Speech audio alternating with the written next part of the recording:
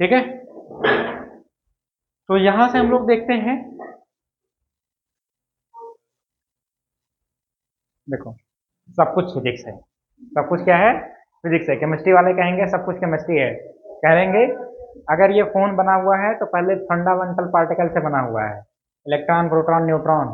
तो हमने कहा जो इसकी फिजिकल स्ट्रक्चर बनी हुई है किससे बन गई है, फिजिक्स से। देखो फिजिक्स आसान सब्जेक्ट है, फिजिक्स कठिन लोगों को इसलिए बन जाता है क्योंकि फिजिक्स में कैलकुलेशन आ जाता है, और जहां कैलकुलेशन आ जाता है वहीं सबकी हालत खराब हो गई। अगर किसी को पूछा जाए कि एक पेन का दाम जो है 2.5 रुपए है, एक पेन का दाम 2.5 रुपए है, तो 12.5 दर्जन पेन का दाम कितना होगा, तो दिमाग सबका खुल के चकरा जाता है। ठीक है, बट यही चीज है कि फिजिक्स में मैथमेटिकल कैलकुलेशन आने की वजह से लोगों को फिजिक्स क्या लगती है, कठिन लगती है। और वही केमिस्ट्री अगर फिजिकल केमिस्ट्री है तो वही मोल, मोलल्टी, नॉर्मलिटी, और यही सब में जो है बच्चा परेशान रहता है। समझ में आ रहा है कि नहीं आ रहा है। और वही बायोलॉजी है तो बायोलॉजी प्लांट के बारे में पढ़ना, ह्यूमन फिजियोलॉजी पढ़ना, वो सब क्या है, डाइजेशन पढ़ना, ये पढ़ना, वो पढ़ना है, ब्लड सर्कुलेशन पढ़ना है। वो सारी की सारी चीजें बच्चा क्या होता है, जैसे रटना पसंद करता है, चीजों को क्या करता है कि अगर उसको बहुत आराम से चीजें समझ में आए तो रटना, लेकिन वो अपने माइंड पे थोड़ा बहुत प्रेशर डालना पसंद नहीं करता है। और प्रेशर कुछ नहीं डालना, अगर हम सही से, अगर हम स्टार्टिंग से पढ़े हुए हैं, टाइम से, अगर स्टार्टिंग से हमारा जो बेसिक अगर सही है तो हमें फिजिक्स केमिस्ट्री मैथ में कोई भी दिक्कत होने वाली नहीं है। बहुत सारे ऐसे बच्चे हैं तो जिसको मैथ बहुत अच्छी लगती है, बहुत सारे ऐसे बच्चे हैं जिनकी फिजिक्स बहुत अच्छी लगती है, जिसमें से 90% बच्चा ऐसा होता है जिसको बायोलॉजी अच्छी लगती है। ठीक है, तो फिजिक्स के बारे में देखेंगे, यहाँ पे कह रहा है कि व्हाट इज फिजिक्स। अब फिजिक्स क्या है, तो फिजिक्स को इसको बताने की जरूरत नहीं है, फिजिक्स क्या है, सब कुछ है। और फिजिक्स की अपनी एक बेसिक लॉ ऑफ नेचर है। ठीक है, तो यही कहा जा रहा है कि नेचर में, फिजिक्स का मतलब होता है नेचर, और नेचर में जितनी भी सारी चीजें घट रही हैं वो सब किसके अंदर, फिजिकल के अंदर ही आती हैं। ठीक है, अब फिजिक्स में देखते हैं कि ये जो फिजिक्स है, इस फिजिक्स का टेक्नोलॉजी में क्या रोल है, इस फिजिक्स का सोसाइटी में क्या रोल है, टेक्नोलॉजी में। अभी देखा होगा चंद्रयान 1 आया, चंद्रयान 2 आया, और चंद्रयान 3 आया है। अब रॉकेट ऊपर उड़ती है तो किसका रोल है, फिजिक्स का रोल है, केमिस्ट्री का भी रोल है, ऐसा नहीं है, लेकिन फिजिक्स का टेक्नोलॉजी में आपका बहुत बहुत बहुत बहुत इंपॉर्टेंट रोल है। ये कैमरा जो है जिससे ये रिकॉर्ड हो रहा है, इसमें जो है फिजिक्स का बहुत इंपॉर्टेंट रोल प्ले है। ठीक है, ये जो आप देख रहे हैं रिमोट, इसमें भी, इसमें फिजिक्स का बहुत बड़ा इंपॉर्टेंट रोल है। ये जो हम इस पे पेन चला के लिख रहे हैं, इसमें फ्रैक्शन है, इसमें फिजिक्स का बहुत बड़ा इंपॉर्टेंट रोल है। समझ में आ रहा है। तो जितनी भी टेक्नोलॉजी है, इस टेक्नोलॉजी में फिजिक्स का बहुत बड़ा इंपॉर्टेंट रोल है। और इस जैसे जैसे टेक्नोलॉजी आपकी आती जाती है वैसे वैसे आपकी सोसाइटी भी क्या होती है, उसी तरह से आगे बढ़ती चली जाती है। अब बताओ, एक समय ऐसा था कि हम व्हाइट बोर्ड पे लिखते थे मार्कर लेके, टेक्नोलॉजी बढ़ी और सोसाइटी अब किस पे पढ़ना चाह रही है, डिजिटल बोर्ड पे पढ़ना चाह रही है। समझ में आ रहा है। तो अब यही बच्चे जो हमारे यहाँ पढ़ लिए हैं इसमें डिजिटल बोर्ड पे, अगर उनको व्हाइट बोर्ड पे मार्कर से पढ़ाया जा रहा है तो कह रहे हैं सब समझ में नहीं आ रहा है। ऐसा कुछ नहीं, टीचर वही है, क्लासरूम चेंज हो गया है, और डिजिटल के सवाल क्या हो गया है, व्हाइट हो गया है। तो अब वही है, वही चीजें हैं कि जैसे जैसे क्या है, आपकी टेक्नोलॉजी चेंज हो जाती है वैसे वैसे आपकी सोसाइटी भी क्या होती है, चेंज हो जाती है। एक समय ऐसा था कि लोगों के पास एक फोन हुआ करते थे और पूरा गांव बात करता था, पूरा मोहल्ला बात करता था। और आज क्या है, एक घर में कम से कम 10-10 फोन है, एक के पास दो दो तीन तीन फोन है। ठीक है, तो क्या हमारी सोसाइटी चेंज हो गई कि नहीं। अब यही हमारी सोसाइटी क्या है, लोग एक दूसरे से बात करना पसंद नहीं करते हैं। जैसे गए घर पे पहुंचे, क्या खोल दिया, इंस्टाग्राम खोल दिया, क्या खोल दिया, व्हाट्सएप खोल दिया, कुछ कुछ उसी में लगाए हुए हैं। समझ में आया, जितना भी टाइम हमारे पास था किसी और को देने के लिए, वो सारा का सारा हम कहाँ दे रहे हैं, सोशल मीडिया पे दे रहे हैं। तो ये क्या है, टेक्नोलॉजी आई, और टेक्नोलॉजी के साथ हम किस में चले गए, हमारी सोसाइटी, उसी तरीके से हमारी सोसाइटी भी क्या हो रही है, डेवलप, या हमारी सोसाइटी उसी तरह से आगे बढ़ रही है। अब इसमें हम लोग देखते हैं,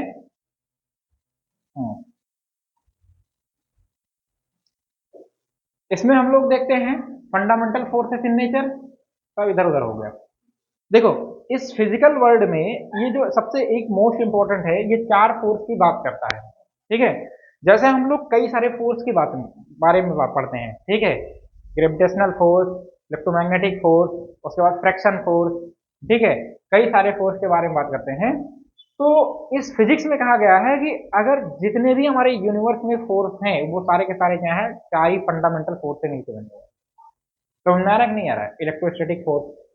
तो यहाँ पे जो सबसे पहला फोर्स है ये हमारा क्या है, ग्रेविटेशनल फोर्स, और दूसरा क्या है, इलेक्ट्रोमैग्नेटिक फोर्स, तीसरा क्या है, स्ट्रॉन्ग न्यूक्लियर फोर्स, चौथा क्या है आपका, वीक न्यूक्लियर। ये आपको पूछा गया है। ये कभी कभी इसका रेंज पूछ लिया जाता है कि ये इसका रेंज कौन कौन इंक्रीजिंग ऑर्डर या डिक्रीजिंग ऑर्डर में होगा।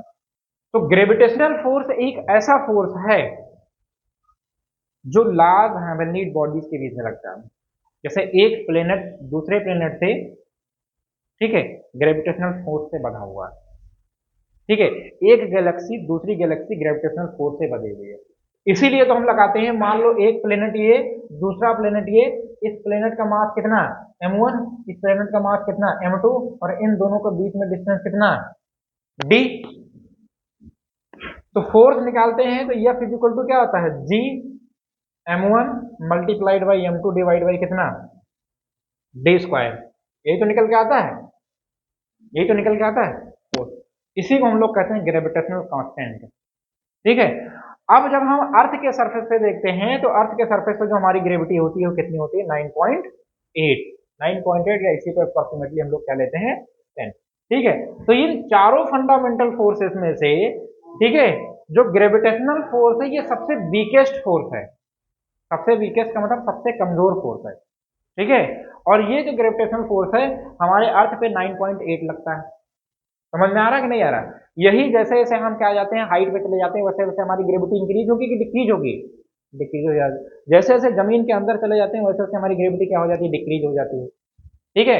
तो यही कंडीशन है कि जब हम इक्वेटर पे होते हैं, अर्थ के इक्वेटर पे होते हैं, तो हमारी ग्रेविटी क्या होती है? ग्रेविटी क्या होती है, जीरो होती है। इक्वेटर पे सेंटर पे क्या होती है, जीरो। इक्वेटर पे क्या होती है, जीरो। जैसे जैसे हम पोल की तरफ जाते हैं, चाहे नॉर्थ पोल जाए चाहे साउथ पोल जाए, हमारी ग्रेविटी क्या हो जाती है, इंक्रीज हो जाती है। समझ में आया ही नहीं है? तो ये जो क्वेश्चन पूछा गया है ये वनडे एग्जाम में पूछा गया है कि इक्वेटर से पोल की तरफ जाने पर ग्रेविटी इंक्रीज होती है कि डिक्रीज हो जाती है।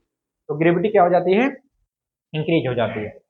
अब ये जो तुम्हारे चारों फंडामेंटल फोर्स हैं, इन चारों फंडामेंटल फोर्सेस में से जो तुम्हारा ग्रेविटेशनल फोर्स है वो क्या है, सबसे वीक है, ठीक है। अब जैसे यहाँ पे तुम्हारा कुछ एग्जांपल दिया हुआ है कि जैसे तुम्हारा ये मून है, रिवॉल्व करता है किसके, अर्थ के, किसके वजह से, ग्रेविटेशनल फोर्स की वजह से।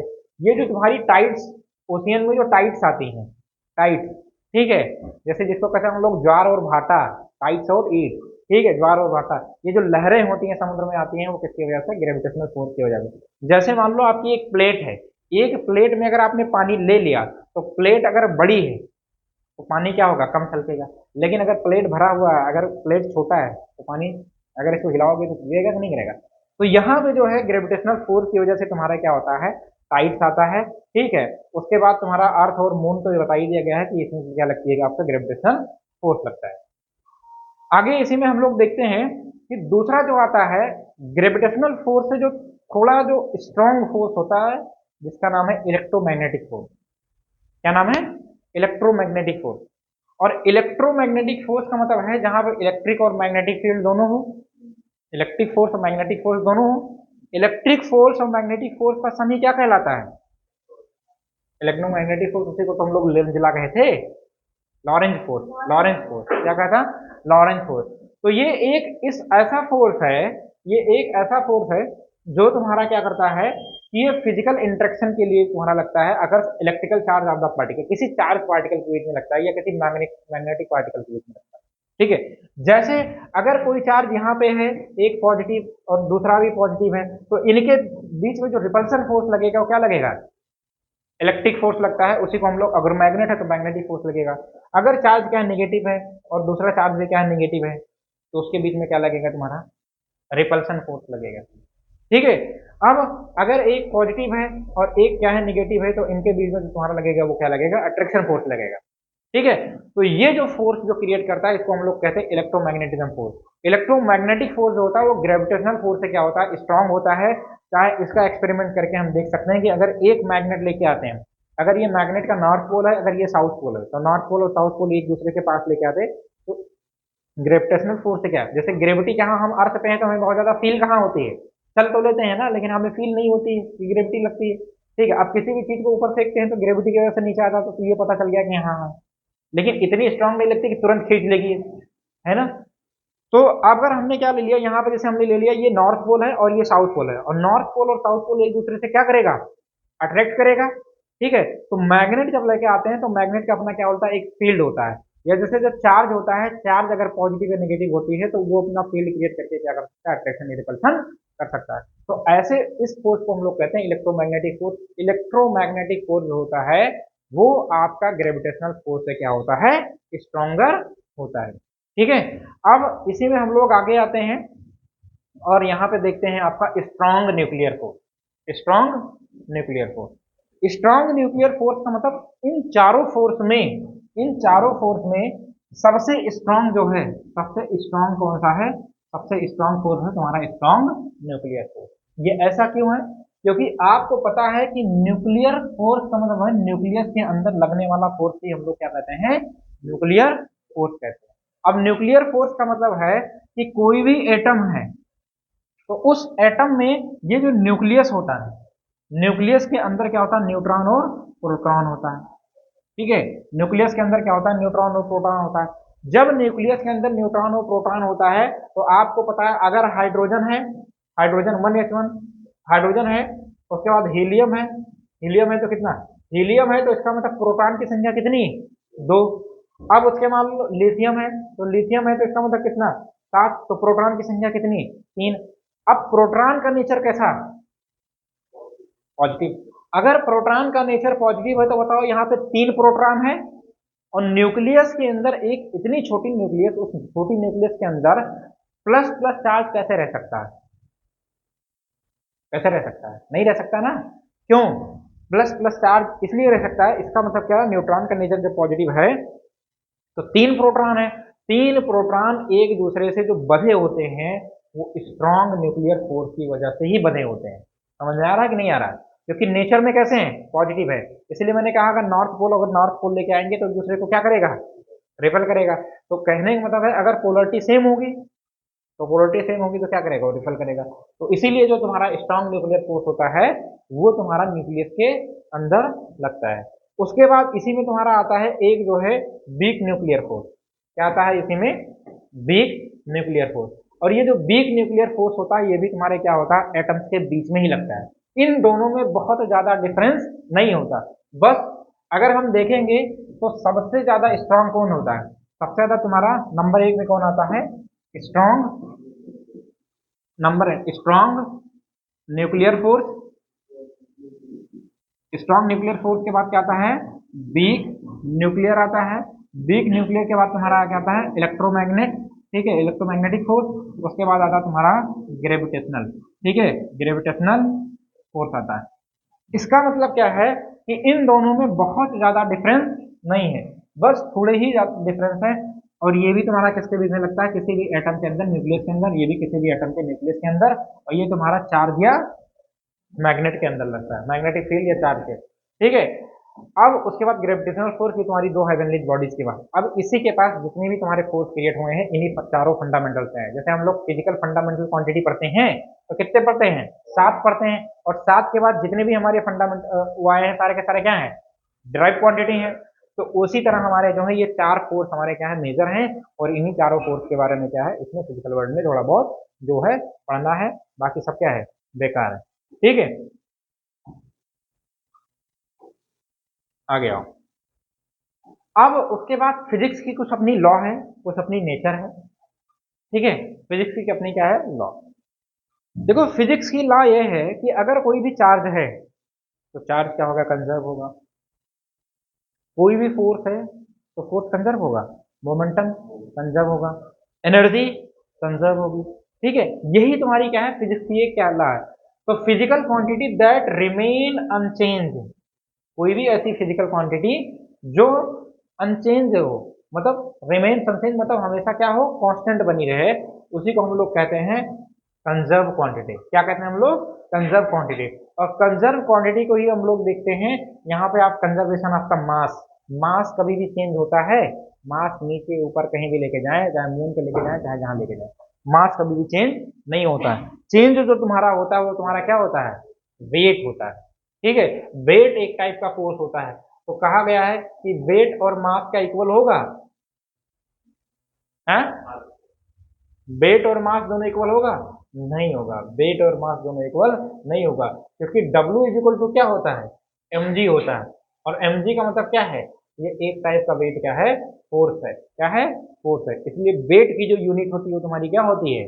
न्यूटन होती है, और मास की क्या होती है? किलोग्राम होती है। ठीक है, तो यहाँ पे जो तुम्हारी मास है, मास हमेशा क्या है? कंजर्व क्वांटिटी है। एनर्जी जो है, एनर्जी हमेशा क्या होती है? Conserve quantity, conservation of energy पढ़ते हैं। उसके बाद मोमेंटम भी आपका क्या होता है? लीनियर मोमेंटम भी क्या होती है? कंजर्व हो जाती है। ठीक है, उसके बाद आपका जो है एंगुलर मोमेंटम, ये भी तुम्हारी कंजर्व हो। उसके बाद चार्ज, ऐसे कई ऐसे सारी क्वांटिटीज हैं जो तुम्हारी क्या होती है? कंजर्व हो जाती है। ठीक है, तो ये क्या है? फिजिक्स के कुछ यूनिक लॉ हैं, और यूनिक लॉ का मतलब ये है किसी भी प्लेनेट पे जाएं, किसी भी स्पेस में जाएं, या अर्थ पे रहें, अर्थ पे किसी भी पोल पे जाएं, कहीं पे जाएं, ये सारी की सारी चीजें जो है एक्सपेरिमेंट की गई, ये सारी की सारी चीजें क्या है? कंजर्व है। ये कभी भी वेरिएबल नहीं होती, इसीलिए हम लोग इसको कहते हैं कंजर्वेशन ऑफ क्वांटिटीज। ठीक है, कंजर्वेशन ऑफ क्वांटिटी। तो कुछ ऐसे फंडामेंटल हमारे जो है फिजिकल क्वांटिटी हैं जो क्या होती है? कंजर्व होती है। यही हमारी क्या है? फिजिक्स की एक खूबसूरती है कि ये क्या है? इसकी ये फिजिकल लॉ है। अब यहाँ जो सारी ये चीजें थी, ये सारी की सारी चीजें क्या थी? ठीक है, सारी की सारी चीजें, थोड़ा पीछे बैठ जाओ, ठीक है, सामने नहीं आएगा। तो सारी की सारी चीजें क्या होंगी कि ये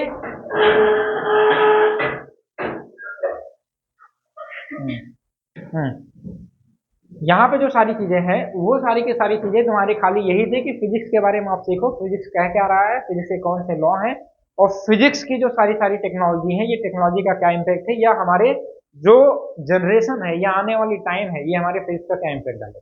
ठीक है, तो फिजिक्स का अगर हमें स्केल वेलोसिटी वगैरह ना पता होता तो हम क्या किसी भी सैटेलाइट को या किसी भी क्या नाम है रॉकेट को हम छोड़ पाते, लॉन्च कर पाते स्पेस में?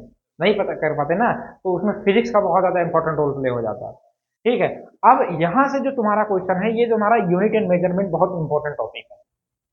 ठीक है, और हर साल एक आध साल, मतलब अभी जो है शायद 2023 में इससे क्वेश्चन, एक एक क्वेश्चन इससे पूछे, दो क्वेश्चन पूछे गए थे, तो हर साल इसके क्वेश्चन पूछे जाते हैं, तो इसको छोड़ने की जरूरत नहीं है। सबसे पहले ये समझेंगे कि हम लोग यूनिट, यूनिट क्या होता है। ठीक है, यूनिट क्या होता है? यूनिट, यूनिट का मतलब क्या होता है? मात्रक, जिसकी कोई क्वांटिटी होती है, मात्रा होती है। ठीक है, अब यूनिट का मतलब क्या होता है? एक समय ऐसा था, ठीक है, जैसे हड़प्पा सिविलाइजेशन वगैरह थी, तो उसमें भी एक यूनिट बनाई थी। और हड़प्पा सिविलाइजेशन से पहले कई सारी ऐसी सिविलाइजेशन थी जिसमें लोग चीजें बार्टर सिस्टम में चलते थे। बार्टर सिस्टम का मतलब है ये सामान दे तो वो सामान दे, चीजों को पता चलने लगे कि ये सामान की वैल्यू उस सामान के अकॉर्डिंग ज्यादा है। जैसे कह दिया जाए कि 1 किलो सोना दे के 1 किलो चावल ले लो, वो पॉसिबल है? अब तो नहीं पॉसिबल है, पहले था। अभी भी गांव में क्या चलता है कि 1 किलो खीरा बराबर 1 किलो धान। हाँ, 1 किलो क्या चावल, चलता है कि नहीं चलता है? तो अभी भी लोग क्या है, मान लो सपोज अगर किसी के घरों में कभी कभी पैसा नहीं होता है, तो उनके पास क्या होता है? ग्रेन्स होते हैं, अनाजें होती हैं, और उस अनाज के बदले क्या करते हैं, जैसे खीरे का दाम कितना है? 40 रुपए है, और गेहूं का रेट कितना है? 20 रुपए है, तो 2 किलो वो गेहूं देके 1 किलो खीरा क्या लेंगे? ले लेंगे। ठीक है, तो ये जो सारा सिस्टम है, इसी को हम लोग कहते हैं बार्टर सिस्टम। बार्टर सिस्टम का मतलब एक सामान के बदले दूसरे सामान, एक सामान हमने दिया दूसरा सामान ले लिया। अब जो यूनिट थी, बाद में धीरे धीरे पता चलने लगी। अब खीरा वाला क्या सोचेगा? अरे मेरा तो नुकसान चला गया। गेहूं वाला सोचेगा मेरा नुकसान चला गया। तो इसीलिए क्या किया गया कि उसकी एक यूनिट बनाएगी, उसकी एक मात्रक बनाएगी। ठीक है, अब पता लगा जो है गेहूं वाला आया और दूध वाला आया, और दूध वो कह रहा है कि जो है एक डब्बा ले लो, और जो है एक डब्बा गेहूं दे दो। ठीक है, अब पता लगा डब्बे में चीजें अलग क्वांटिटी में आ रही है। तो यही मैंने बताया, यूनिट हर एक चीज की बना गई। अब मान लो तुम्हें कपड़ा लेना है, तो कपड़े ले लेंगे कि आपने क्या कहा कि इस डब्बे में जितना कपड़ा आ जाए गोल करके इसमें लपेट के रख दो, और उसके बाद जितना गेहूं आ जाएगा उतना उठा के रख देंगे। है कि नहीं? यही सब चीजें। तो पहले क्या था? बार्टर सिस्टम था। अब कपड़े को हम लोग किसमें मापेंगे? मतलब हाथ से मेजर करेंगे, तो गेहूं कैसे जोड़ेंगे? थोड़े ना कि जितना लंबा गेहूं आ जाएगा उतना हो जाएगा, नहीं ना। तो ये सारी सिस्टम क्या है कि हम हर एक चीज के लिए एक यूनिट बनाया गया। जैसे लंबाई को अगर किसी चीज को मेजर करना है, लेंथ में किसी चीज को मेजर करना है, तो उसकी एक यूनिट अलग होगी। कोई चीज किसी, कोई अगर किसी का वेट मेजर करेंगे, ठीक है, तो उसकी यूनिट क्या होगी? अलग होगी। ठीक है, उसकी यूनिट क्या होगी? अलग होगी। अगर हमें टाइम को मेजर करना है तो उसकी यूनिट क्या होगी? अलग होगी। अगर हमें टेम्परेचर को मेजर करना है तो उसकी यूनिट क्या होगी, अलग होगी। तो इसीलिए हमने क्या किया कि यूनिट के बारे में डिस्कस किया। तो हमने कुछ देखा कि कुछ हमारे फंडामेंटल क्वांटिटीज हैं, उस फंडामेंटल क्वांटिटीज के बारे में पहले पढ़ेंगे, फिर उसके क्या पढ़ेंगे, यूनिट पढ़ेंगे। अब वही चीजें आई मेजरमेंट। हम किसी चीज को अगर किसी की यूनिट दे देंगे तो उसको मापेंगे किसमें, जैसे हमने कहा था मेजरमेंट, मान लो हमने लंबाई के दे दिया मीटर में, तो मापेंगे किसमें, कितना मीटर बराबर कितना कपड़ा ले लेंगे और कितना पैसा दे देंगे।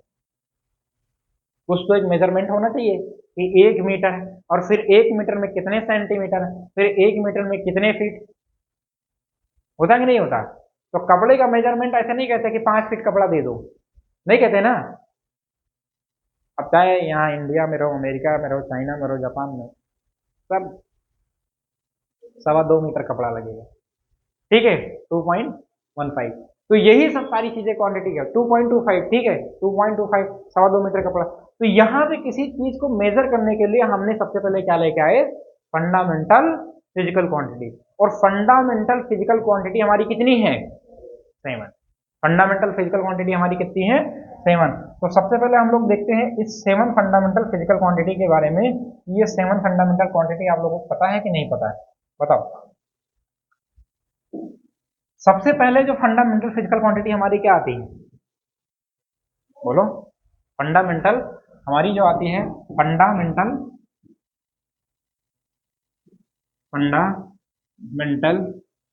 फिजिकल, क्यों लिखते हैं फंडामेंटल फिजिकल क्वांटिटी। एक हमारी आती है फंडामेंटल फिजिकल क्वांटिटी में, क्या आती है, लेंथ। क्या आती है,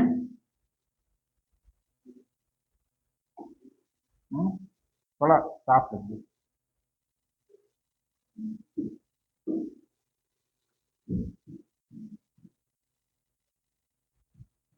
फंडामेंटल फिजिकल क्वांटिटी, ठीक है।